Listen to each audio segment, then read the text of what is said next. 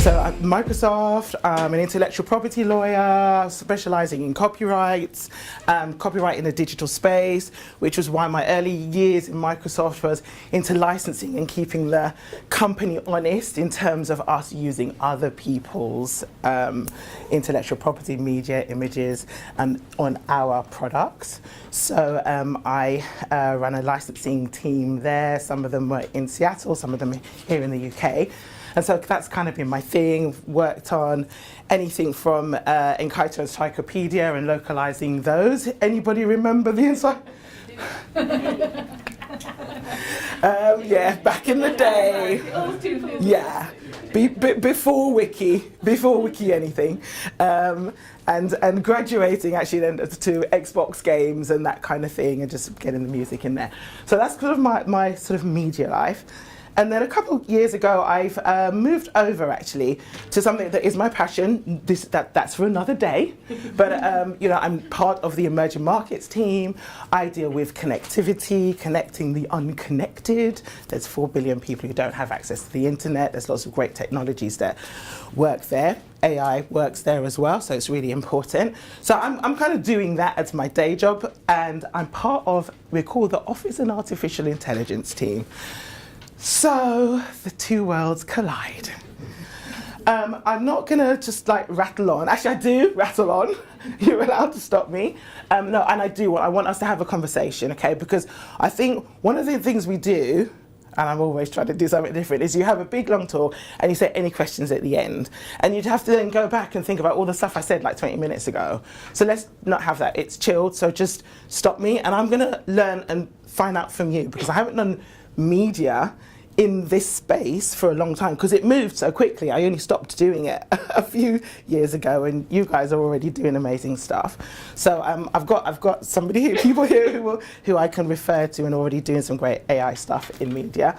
But okay, first thing, and by the way, you've got homework and everything. I've got everything set. So first of all, bit of word association, and it's not going to be really because you're going to ask you the same question, but if I say AI, I want you to tell me the first word that comes into your mind.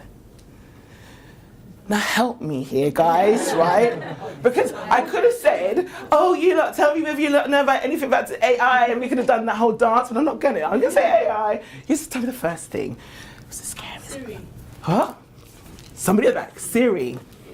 Development. Robots. Okay, I can't, right, I haven't got a robot, right, okay, so I'm not the robot. Okay, so we've got Siri, we've got Dev, okay. What was the other one? There was a shout out? Robots. The bots taking over the world. Computers. Yes. Anything else? How does it, learning, yeah. How does it make you feel when you think of it? Great. Great. Yeah, who's the scary? Too many movies. Why did you watch Transcendent? It's terrible. Fake news. Fake news. Excellent. Scary. Humans or not. Cyborgs or not. Exactly. That's it, right? Thank you for that. Thank you for that participation. And so I've got bits that we can run through here, and I am gonna just tell you my understanding of artificial intelligence and where we are. Tell me if that's too basic. Do you want me to go through that? Just be 2 seconds. No, but not 2 seconds. Nothing's ever 2 seconds. I will. And then we should start thinking about some of these words, and some of these words will come up. I love the scary word, you know, and I love the scary word because there's a lot. It's just a lot, right? It's a lot. I can't talk about it in 45 minutes. I can't cover all of the topics, but I think that's the whole point about what it really means, what kind of power we're talking about here. Yeah. So, very quickly, artificial intelligence. 2 fingers. No. Not that. But I think you'll get that visual, okay? This is from our lovely Wikipedia. I do love them.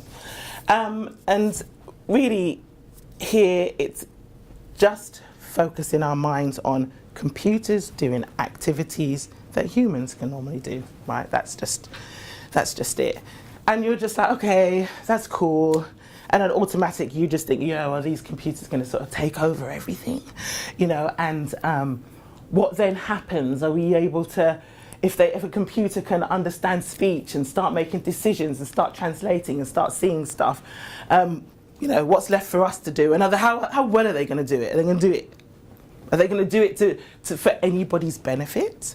Are they just, is a computer just going to copy me, and that's as much? The computer gets as much as I've got to give. And when we think about that, you then move to these other elements. And I think if you're taking bits away from here, but I think when you start thinking about artificial intelligence, do think about augmented intelligence and machine learning. And when I talk about augmented intelligence, I think the concept is the machine can copy me walking from left to right, or the machine can help me efficiently walk from left to right.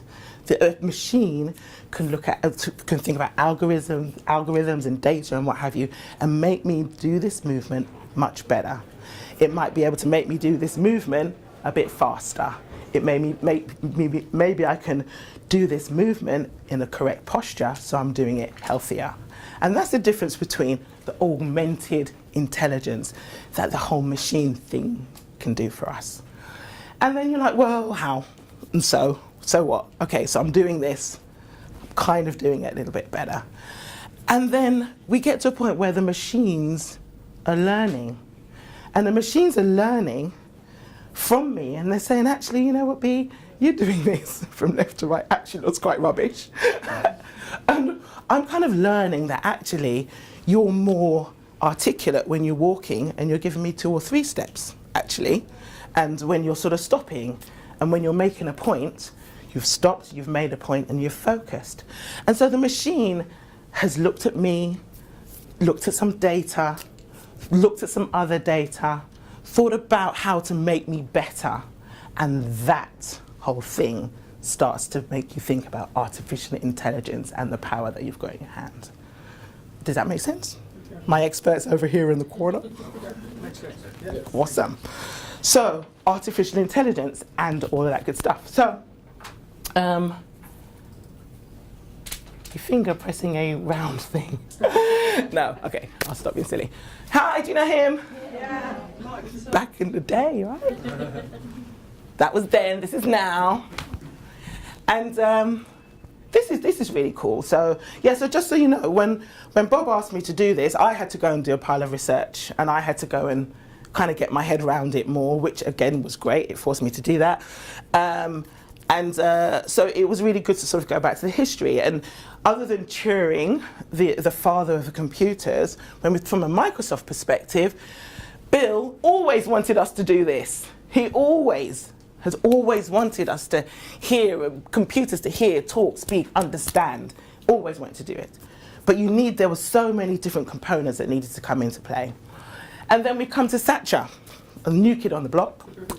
And, his mission statement, or our mission statement, which is to empower every person, every organization on the planet to achieve more. That's one of the reasons why Microsoft is in this game, because everything we do has to go back to that mission statement.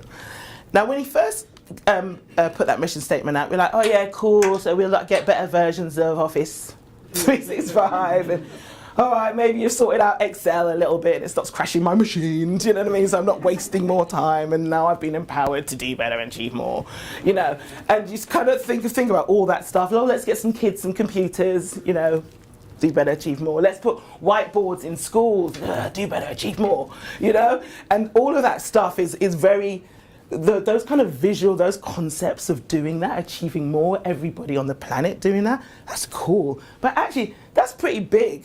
That's pretty big. And so once you then start plugging in the thought about artificial intelligence and really, really taking away mundane tasks, improving mundane tasks, you actually are managing to empower people. And I think that's, again, the sort of new version, the new version of the mission statement, a way to look at that mission statement. How can we improve? How can we achieve? And when we talk about, every person on the planet, putting my other hat on in terms of, the emerging markets and getting people connected, because if you get connected, the GDP of some really poor countries goes up by whatever percent, I think it's 10%. You start then thinking that, wow, if we can do that smartly and use some technologies, we actually can get everybody on the planet to do more. And it's not just a crazy statement, because you remember his statement, I'm having a PC on everybody's desk in everybody's world, everyone's gonna have a PC, and you're like, yeah, right, we've all got, we can't, PCs, laptops, phones, he said it. He said it back in the day, and we're doing it. So it's not, none of this is impossible. And then the other little bit that I typed in really quickly was democratizing AI. And one of the things that I know sort of Bob asked me to do is at least sort of tell you where we are at the moment with AI. And that's just hard to do, right? Because whatever we woke up this morning to do, I don't know what those guys in the labs are doing, but I'm sure they've got a newfangled thing they haven't told me about yet. But there were two things, and we'll get to one at the end. One of the things that we're really talking about is democratizing AI. And when you hear about that, what the idea is to take the whole concept out of this kind of world of those who can afford it and the big technology crew, and being able to empower students to do it, a small image library to do it, my mum to do it, empower people to take advantage of the technology that can possibly bring some improvements into your life. And the idea that we are trying to proffer is really that AI should be in everybody's hands, and that's the whole concept of democratizing AI. And it's a big thing, and you can go and tell people that you heard it here. He didn't, he's been saying it loads, but that's one thing we're doing. So that's the vision, our vision of AI. What's made it all come together? At the moment, we're kind of in a perfect storm, but I don't know, I just think there's so much more to come. And then we had a whole, what we call the AI winter, right? Where people were going, oh, it's gonna be great, AI, and then it kind of like fizzled and flattened. I think it was like 2010 or something, and nobody really did anything. And that's because we didn't have all the stuff in place. Now, we feel that we have all the stuff in place. It's broken down to these three things. We've got the ability to collect big data. And it's not just big data, it's like loads and loads of data. We've got the ability to collect that data. We've got the ability to store that data in the cloud. We can then share that data. We can analyze that data through data analytics. It's just huge what you can do with this information. Then we also have this massive computing power, which is what I refer to in storing, being able to store this data and being able to make computations in milliseconds. Your phones, I switch it on, I search, it's just looking at data. This thing is looking at data. I think it dies when I haven't charged it, right? It's just looking at data, drawing information in that tiny phone, a tiny chip in that phone. And then we also got a bunch of algorithms, and algorithms really are rules, a set of rules and processes by which you can then achieve an outcome. And with the sophistication of the algorithms are just coming. So once you have all of that the whole three components, you have a really, really powerful set of technologies in your hand. So, did I laugh and was I happy when I saw this? I was like, really? Is that where we're going, guys? I was so proud. It's the only one video we've got left. I'm going to see whether his mom and his auntie come. But I'm going to claim him. I'm sorry, like my husband's a bit grayer, but I'm having this guy. So I'll take a break and just listen to him for a little minute. And he's just going to, I hope, consolidate some of the stuff that we just talked about.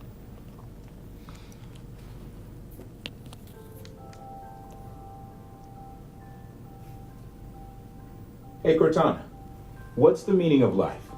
We all shine on, my friend. how are we supposed to shine on when we're so busy just trying to get stuff done? Artificial intelligence can help. For example, I can give reminders and updates so you can focus more on what's important to you. Your AI, Cortana? Yes, people are already using artificial intelligence for all kinds of things across all kinds of devices. It seems like we've dreamed of this forever. Why now? A combination of advances in data, algorithms, and computing power. Okay, but how's all that translate to intelligence? The digitization of everything from photos to health stats is creating unprecedented data sets. Breakthroughs in machine learning algorithms make it possible to process that data, and it's all powered by computing advances on the devices you use and in the cloud. Wait, machine learning? How do machines learn? You can feed a program thousands of images tagged as cat. The program sees patterns and teaches itself to recognize subsequent untagged images of cats. And people can apply that same model to almost anything. Medical records, genome images, text, speech, agricultural data, and more. So AI is moving from just seeing and hearing to cognition and reasoning? Yes, with the help of deep neural networks. Neural like nerves? A brain? What's a deep neural network? Neural networks process information in a similar way to the human brain. A large number of interconnected data processing elements called neurons work in parallel to solve specific problems. Huh. Crazy. Then where does all this go from here? Scientists and engineers are using AI to change the landscape of transportation, reinvent healthcare, and transform business in ways that will make us all more productive. All of us? Yes, people will use AI to unleash human potential and creativity. Can you give me some examples? AI is constantly evaluating weather, soil, and numerous other variables to help farmers optimize their crops. It's already increased yields by 30%. Using facial and emotional recognition to identify distracted driving and alert the driver to the risks in real time. Developing algorithms that discover and exploit weak links in HIV, the common cold, and cancer. Oh, maybe we will all shine on. You're the best, Cortana. I'd blush if I weren't a seamless string of binary numbers. She's funny, Cortana. She's my girl. Let's ruminate a little bit. Any questions? Let's talk. What you guys thinking after what I've said? There's more, by the way. Yeah. Where are you getting all the data from? Everywhere. And that is like one of the things that we talk about. So let me be a bit more specific. When you are putting your information online, it's going to be digital data, right? So there's numerous amounts of information about you as a person online. And then there's numerous information online about things. So it may not just be me, but it might be the makeup of a female body. It might be, as we're saying, some genome information. The information might be, regarding crop yields, for instance. There might be information about sort of weather, all the stuff that you're getting from the meteor weather stations. I talk about this because, the improvements in crop sowing and soil is something I'm looking at quite deeply at the moment. And there's just a bunch of different technologies and weather stations who are there just to grab data, just to say, and when we say data, on a Tuesday, it will rain more than on a Wednesday when the sun is in that direction. We're talking about that kind of stuff. So everywhere wasn't flippant, really. Yeah. So anything else? Any other questions while we're at it? Thoughts? Like they're still scary? It doesn't seem quite so scary once you've watched that video. It's like, yeah. Is it? Yeah. It is what you were saying earlier about movies and stuff. I think it petrifies non-tech people. Yes. Yeah, completely. And when you realise you're talking to, whoever. Yeah. Cortana or Syria. Yeah, completely. And Cortana and Siri, they're called agents, and there are some bad agents. which we know about, but there's some good agents. And you know, one of the things that came out of this video was, you know, it's this whole business about time. You know, just how are we spending our time? And you know, I don't think there's anybody else who's like, I got loads of time to burn. And you know, that even if you take that as the first step, and getting the assistance, so yeah, it gets less scary. So great. So let's carry on. Funny enough, that's your homework. It was so funny. I've watched Transcendence. I've watched the AI stuff. I just thought, oh, I better research for this thing. What shall I do? And I spoke to my sister who's back there, who's this like film guru, and I was like, I should just watch some movies. Movies to research this talk. That's what I do. So I just watch movies. but I actually watched Transcendence ages ago, and really the message here, and it is your homework, go and watch it if you haven't watched it, is this business about where the data's coming from, right? So it's him, he's downloaded a bunch of stuff about himself and a bunch of abilities, and he goes and they plug it all together and make a virtual him, right? And then he's just able to machine learn and learn and learn, and because he is connected to the internet in the cloud, he's just getting all of this information, and that's the data question. So that's why I put this there, is that, you know, the film version of when you get so much data, how you can actually just transcend humanity, which he then does, and which I think that went too far by the end, quite frankly, but it was a good example of that. And so really bringing it to, so guys, who's in the room? Are you all video footage people? Sorry. Video crew, video libraries? Yeah, libraries. Who's all right, you who have not put your hands up? What's it, my lovely ladies, where are you guys from? Publishing, yeah. Video content within publishing. Yeah, so video content, okay, cool. Everybody else kind of, that whole video content style. I'm a PA, but I'm looking because these artificial intelligence is taking some of my jobs. Of course, I'm exactly. getting ahead of it. Exactly. Can we do that? Let's talk about that for a minute, actually. I told you we're not going to stick to script. You know, let's talk about that, because that is one of the things, right? Are machines going to take over my jobs? A job. And I had this conversation with some people. I think I was in Cape Town last week, and they were one guy, and it was two opposing. And one was like, this is the problem, but this is going to go on. And this lady was like, no, it's an opportunity.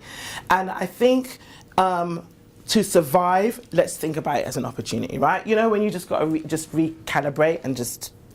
And so what you're doing here now is perfect, because I think the conclusion we came to was like, it's an opportunity. Some jobs will go, some other jobs will be created. We need to work out what those jobs are and plug in there, right? And then the pain point, if we want to say there's a pain point, is that journey, yeah? So you're sort of saying to your kids, just do computer science, just do it, do it. And like I've got a friend, and she was just like, oh, he's finished university and he's done, what was it, computer security thing. And I was like, oh, that's amazing. She was like, no, he's not interested. He says he wants to open a business selling bananas or something. She's like, stupid boy. And you know, we're just all like, please just do anything in computer science. And so it's that journey of making sure that you're ahead. And the thing is, it's real, right? We are, Microsoft, in terms of developing the technology, we've got our internal guys, but we're also looking out to see, you know, who knows this stuff, because we need big brains. And there is a dearth of people who know about this stuff. There's not many. These guys are being fought over. You guys know, right? These guys are being fought over because there's not that many people who know about this thing. So, yeah, go get ahead. That's yeah, it makes sense, right? Yeah, it makes sense. So the elements I'm going to whiz through, because as my sister said, she said you'll talk. So what are the kind of things we're looking at? Speech, vision, speech, language. But yeah, vision, it's my phone, okay. Vision, speech, language. Being able to see these images, dissect these images, do what Clarify are doing here. Jess and Michael from Clarify, have you guys gone to see them? Okay. You got 30 seconds to do you. 30 seconds to say what Clarify does. We use artificial intelligence to understand what's inside images and videos, purely based on the pixels. So if it's an image of a cat, we can say there's a cat. If it's an image of two people together, we can say there's this concept of relationship or togetherness. If they're outdoors or indoors, we can say they're indoors or outdoors and give you context on those images of video. Sure. So that's the machine being able to look at a picture, make some decisions and what have you. And then we've got Clarify, and there's a company out in San Francisco called Dreamstime. So you guys know that massive stock image library. They've just recently released their AI system, and I think they do a similar thing.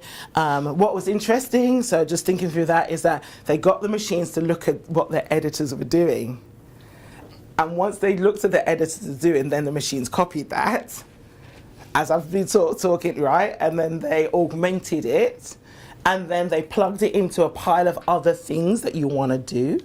So it got to a point where the machines can look at an image, it can pick out a logo, it can pick out the feature of a celebrity, it can maybe tell you who that celebrity is, it can look at an image, it can even recognize the Eiffel Tower, famous buildings and what have you. And then once you do that, then you plug it into the next bit, and they can automatically send out to the users the request or information that they need to get a model release, or they can't use it, if it's RF or RM and all that good stuff. Once they've just literally did that first bit, which is copy the editors and then plug it into all of this, they have basically removed that whole job of even just sending out the request for a clearance. And so that's kind of how this stuff is affecting your world. That's images. We've got a great guy here who's doing this kind of stuff for video as well. Yeah. You got 30 seconds. Yeah. Well, my background, I'm a film editor for 40 years. We started with this cloud in 2012. Yeah, Vintage Cloud. Vintage cloud, yeah. So we would like to digitize all the footage in a very, very efficient way. And we're using artificial intelligence to analyze the image. We're doing a lot for medical archives. We don't know how we can actually retrieve knowledge from the images, because all archives in the past was filmed. So from the early 90s upwards, everything is based on film. So there's still millions of hours out there not been digitized yet. So be able to digitize all this footage and using artificial intelligence to analyze the content is a beauty, because now we can start to retrieve knowledge from the old footage. There's more or less no metadata on the old footage. We retrieve new metadata. We enrich the images, the content, by using artificial intelligence. That is a beautiful for us. Yeah. And that's great, a fantastic example of its application. Imagine that's vintage video. And actually, a fantastic application, it being vintage video, right? Because when all of that stuff was being made, we weren't plugging it with the things that we would probably plug a modern video with now to make sure that we can retrieve that. So to be able to apply that at a time when this technology didn't exist is really fabulous. So yeah, great. And really that then speaks to this whole, when we're talking about video, the speech recognition, the ability to sort of, for a machine to understand what a human is saying and trying to dissect that. That's all just massive. And as well as language, the ability for us to understand.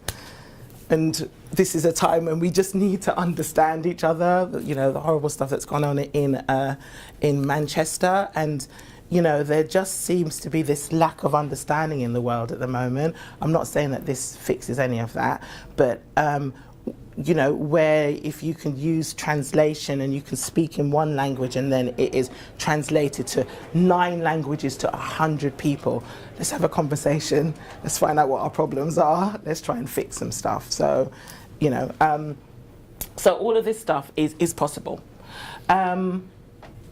Yeah, and then sort of the general knowledge. I'm going to whiz through.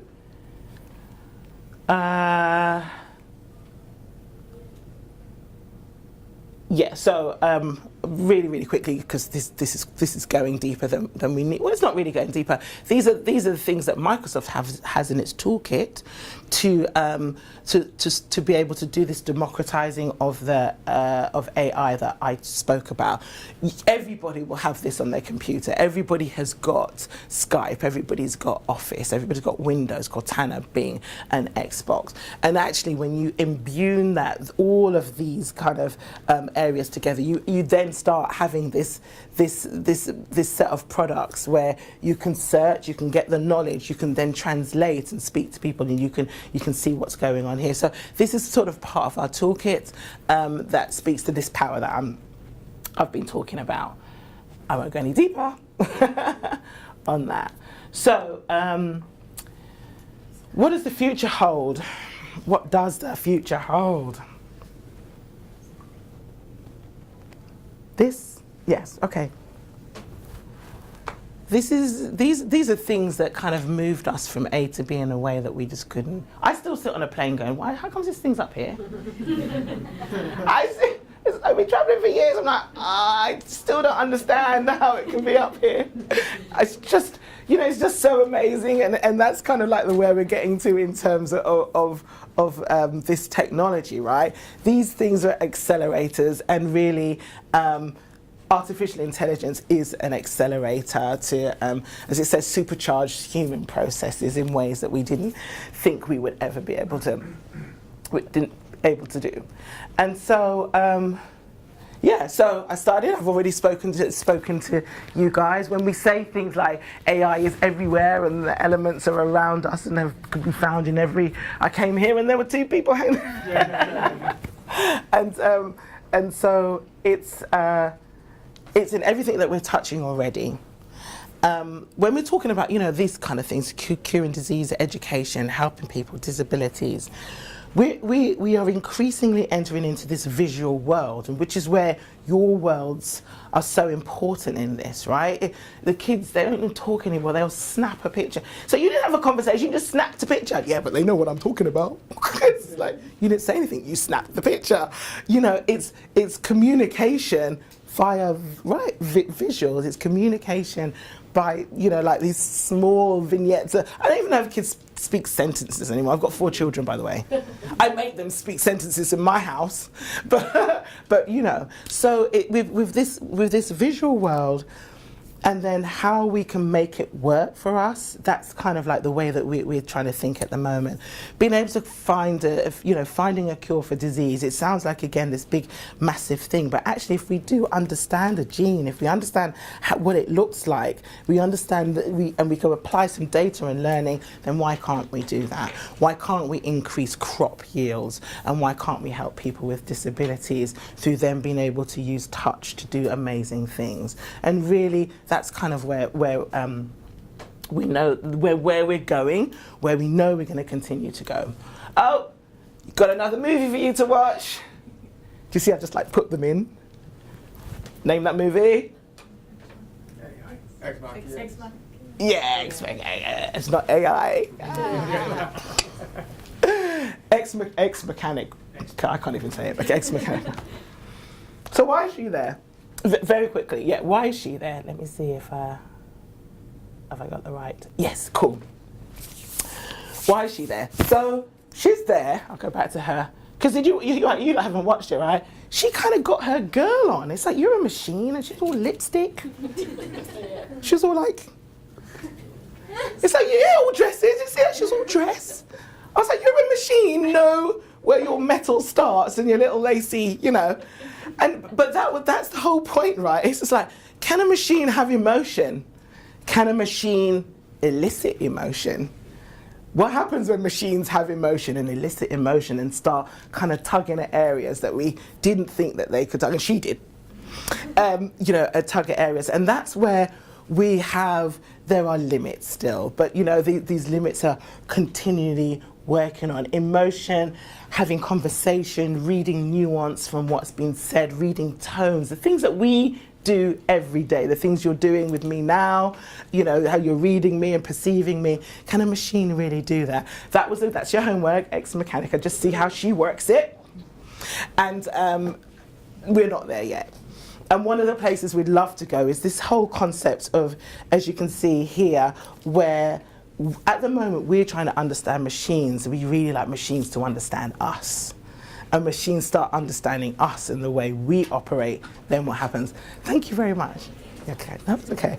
And so that's kind of like the next step. And that's like, wow, when that starts happening, you start really opening up to some really interesting stuff. So, again, there's little versions of it. I won't go through all of the versions. Yes, and if I can, I will leave you, and I'm nearly on time, with these thoughts.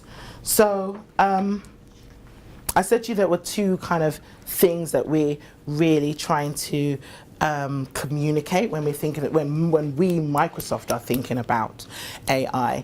And one of them is that with this massive power comes massive responsibility. And the messaging is that that has not bypassed anybody at Microsoft. We are aware that, as we're saying, with this type of power, with the type of things we're hoping to achieve, we're going to have to be really careful about what we do. We're going to have to be really careful about how we're using the data, about sort of the privacy issues, which again, that's another conversation, because I love to think about my history of being an intellectual property lawyer and knowing all of the conversations that we had about, you know, people's ownership of images and what's going to happen when you put them online and who's copying them and what goes on there, and seeing how the industry has changed and had to be more open-minded about how we use it. Seeing that versus, it's not images, but it's a pile of data about you, about our people, about everything, and putting that in a machine, and that does stuff to it. Who owns that? Who's looking at that? Where are the policies? Are we regulating it? Should we regulate it? Who do we go to for permission? And so I just love the way those two things kind of are parallel. And no, we don't have the answer. Microsoft doesn't have any answers about that. But I think the message is that, you know, Satcher has got these kind of 6 principles, and they're saying, whatever we do, let's try and think about AI being, you know, able to assist humanity, not the other way. It being transparent, making sure as many people are aware of it as possible. It's not something they're doing to us. Yeah, it's not something that's being done. It's something that you're aware of. Maximizing the, what does it say, maximum efficiency without destroying the dignity of people. Really, really important. And privacy that we've talked about, and really the algorithms, because the algorithms, as we're saying, are the kind of rules that allow you to do stuff. And also, you know, guarding against bias. There are so many ways that artificial intelligence can be used for wrong. And it's already out there. One of our poor chatbots kind of got, I don't know if you heard about Taygate. I'll tell you about that later. But it's very easy to, you know, you can hack stuff and change stuff, and bad agents. And so really, we're putting this stuff out there as we're allowing people to do more with AI, because they should be the guiding principles for what people sit down and do. And so, Chappie! My sister said if you don't put the Chappie video in there. So your last bit of homework, you get to who's watched Chappie? Hey, me and you can do movie night together. Who else? You've done Chappie? Yeah, so the ultimate, you know, it's a very sweet and cute movie. But it's a great example of if an AI robot gets into the wrong hands, and he becomes a gun-toting gangster, but he won't do certain things because his maker has told him not to ever do heists, and he must never hurt people. And he doesn't, other than when he's kind of doing the gangster stuff, but that was sort of different. And so, you know, a great example, that's your last bit of homework for your movie watching. I won't go through this, but I think I have told you about how much AI can be used for good. And we really should try and aim for that. And I've talked to you about our mission statement, which is really important to us. And I'm Boomy from Microsoft. Done. Any questions? Any more questions? Yeah, please. So why does the male AI look like Chappie, but the female one look like Alicia Vikander? That's what I want to know. Exactly. Why couldn't the male AI look like, I'm trying to think, give me a name. Michael Fassbender? Or something. Bulked up, right? No, it's just all wrong. I think it's just going to work out. Yeah, you know who's making those movies, right? This is kind of, Yeah. Totally fake news. Good question. Anything? Yes, please. So you are working to make computers more intelligent. Recognize this, recognize that, and so on and so forth. Do you think it will make people less intelligent in the process? That's a good question, actually.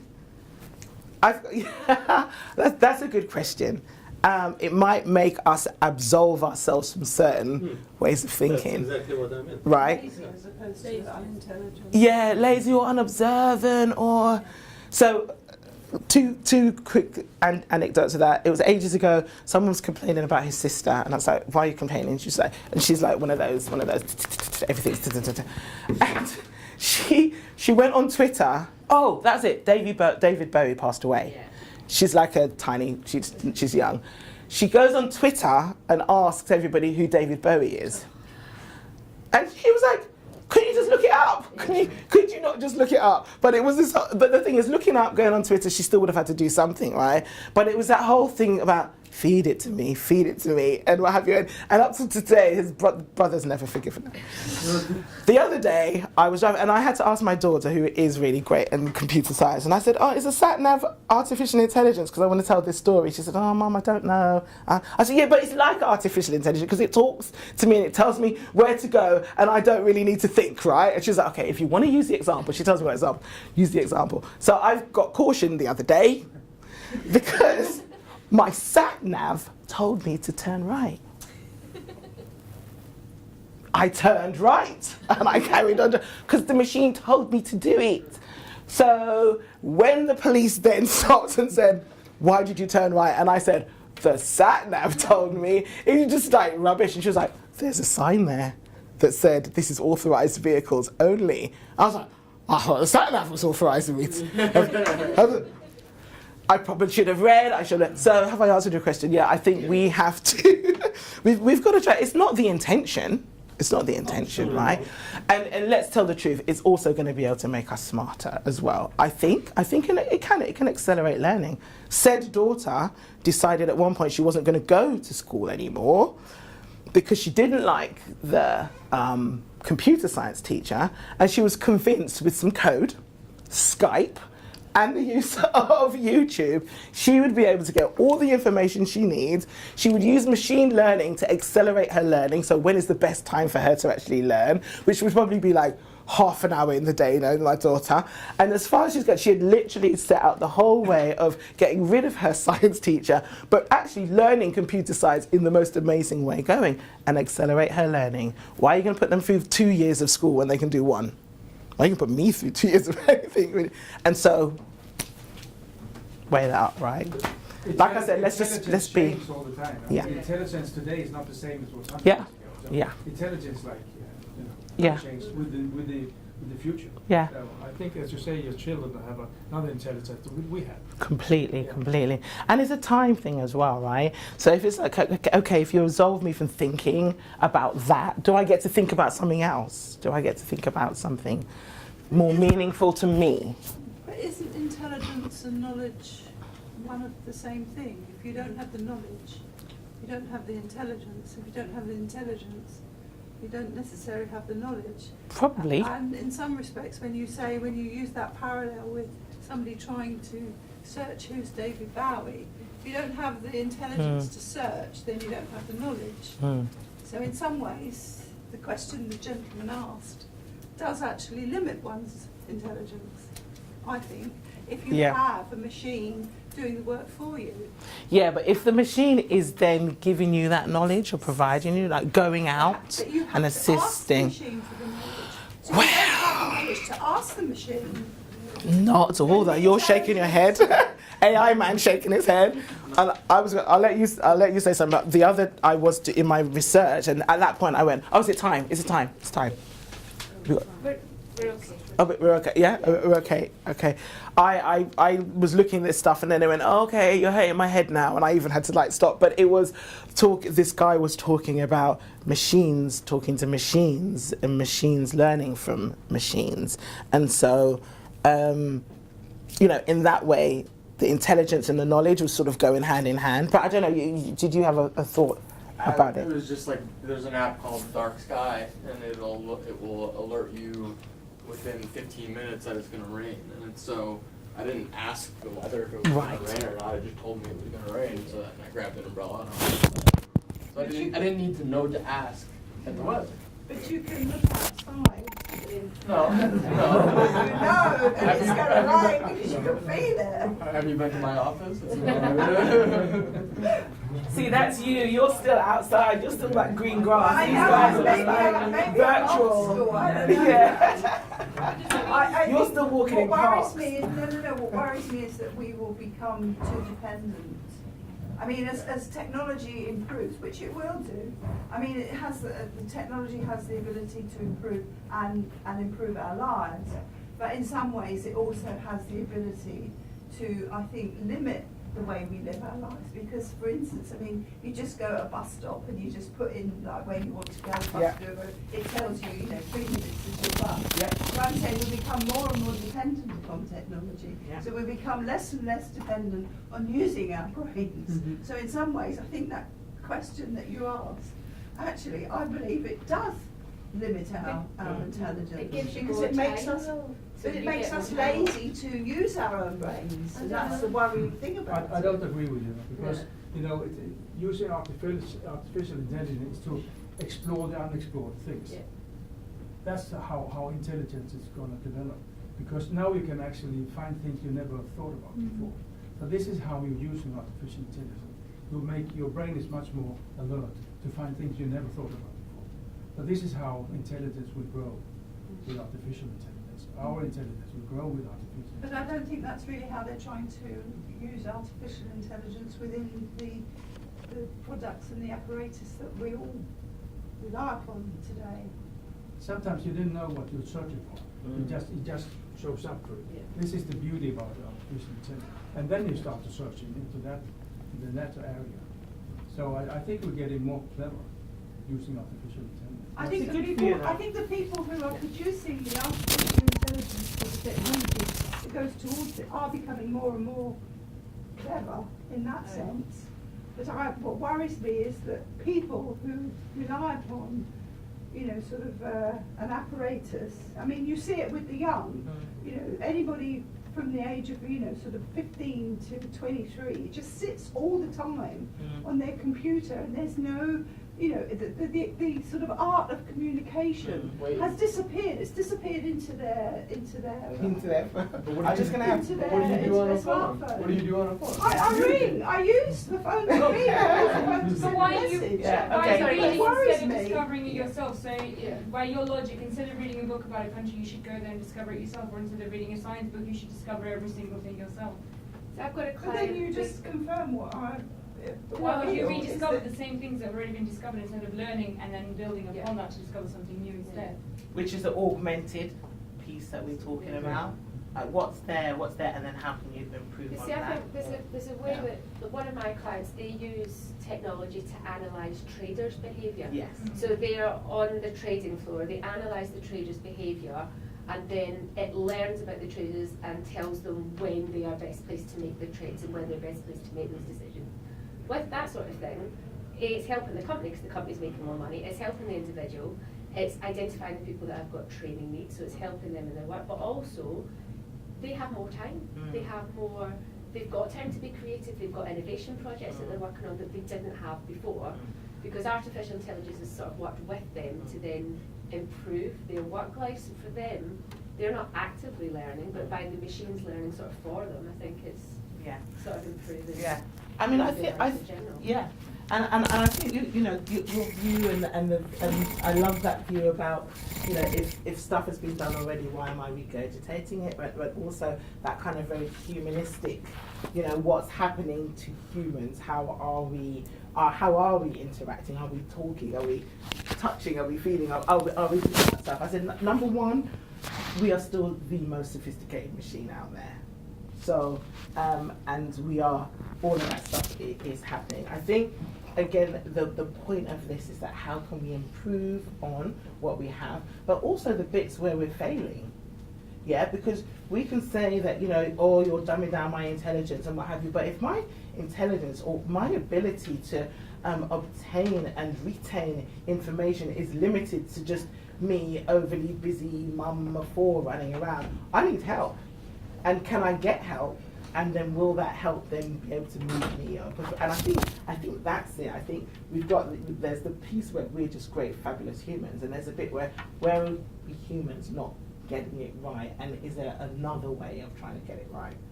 But that's a wonderful point. Believe me, the phone thing like that. Well, the other thing is, you said, what are we doing on the phone? And that was really interesting as well, because increasingly I've got my phone more and more. But it's like I'm in the office less. I don't know when I've been to the office. I don't know when I've been to the office over the past month. I've worked constantly and I work on my phone. This is my office. This, and my bag. That's my office. I work anywhere and everywhere. So I thought, oh my gosh, I'm on this phone too much. I'm like, okay, because I've sent 12 emails, I've answered X emails and what have you. So I was thinking, but if anybody looked at me, they're just like, that woman on the phone. What do you do on the phone? I'm not playing Candy Crush or whatever. You know what I mean? I'm doing stuff. So that's the thing. What are we doing with this stuff? What are we doing? Interesting. Any more points? Yeah, I mean, look at Yes. the phone, it's a behavior. It's and again, it's under 10 years old. Yeah. So it's like a behavior. There will come the time when you put the phone on the side and have the weekend off. Of course, that will happen. Yeah, go So fishing. It's like still as a new item. You have to learn to use it in a proper way. We can go and don't look at the phone. Weekends without, You can go and do your homework and watch all those movies that I've told you to go to go and watch. But that's it. But great, thank you. I've got my card here if you want to find me.